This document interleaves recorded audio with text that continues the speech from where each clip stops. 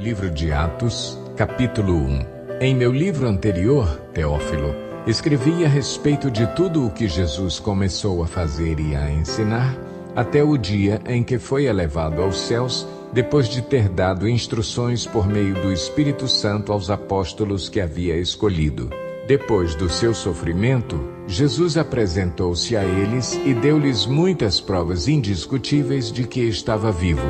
Apareceu-lhes por um período de 40 dias, falando-lhes acerca do reino de Deus. Certa ocasião, enquanto comia com eles, deu-lhes esta ordem: não saiam de Jerusalém, mas esperem pela promessa de meu Pai, da qual lhes falei. Pois João batizou com água, mas dentro de poucos dias vocês serão batizados com o Espírito Santo. Então os que estavam reunidos lhe perguntaram: Senhor, é neste tempo que vais restaurar o reino a Israel?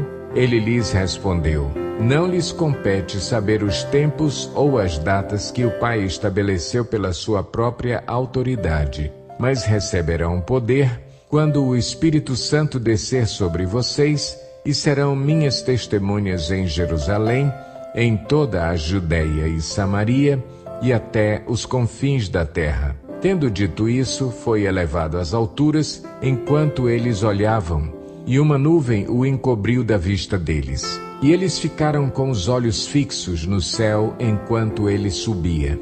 De repente, surgiram diante deles 2 homens vestidos de branco, que lhes disseram: Galileus, por que vocês estão olhando para o céu? Este mesmo Jesus que dentre vocês foi elevado aos céus, voltará da mesma forma como o viram subir. Então eles voltaram para Jerusalém, vindo do monte chamado das Oliveiras, que fica perto da cidade, cerca de 1 quilômetro. Quando chegaram, subiram ao aposento onde estavam hospedados. Achavam-se presentes Pedro, João, Tiago e André, Filipe, Tomé, Bartolomeu e Mateus, Tiago, filho de Alfeu, Simão o Zelote e Judas, filho de Tiago. Todos eles se reuniam sempre em oração com as mulheres, inclusive Maria, mãe de Jesus, e com os irmãos dele.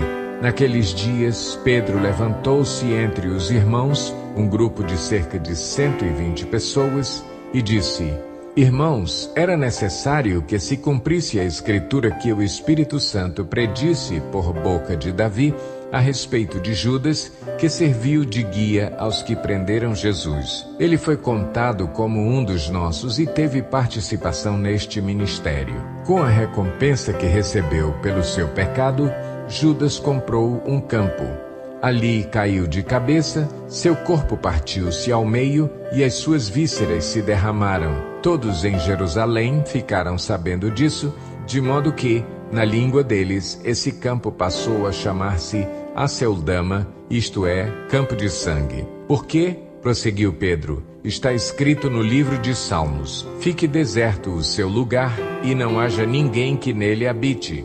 E ainda, que outro ocupe o seu lugar. Portanto, é necessário que escolhamos um dos homens que estiveram conosco durante todo o tempo em que o Senhor Jesus viveu entre nós, desde o batismo de João até o dia em que Jesus foi elevado dentre nós às alturas. É preciso que um deles seja conosco testemunha de sua ressurreição. Então indicaram 2 nomes: José, chamado Barsabás, também conhecido como Justo, e Matias. Depois oraram: Senhor, tu conheces o coração de todos. Mostra-nos qual destes 2 tens escolhido para assumir este ministério apostólico que Judas abandonou, indo para o lugar que lhe era devido. Então tiraram sortes, e a sorte caiu sobre Matias. Assim ele foi acrescentado aos 11 apóstolos.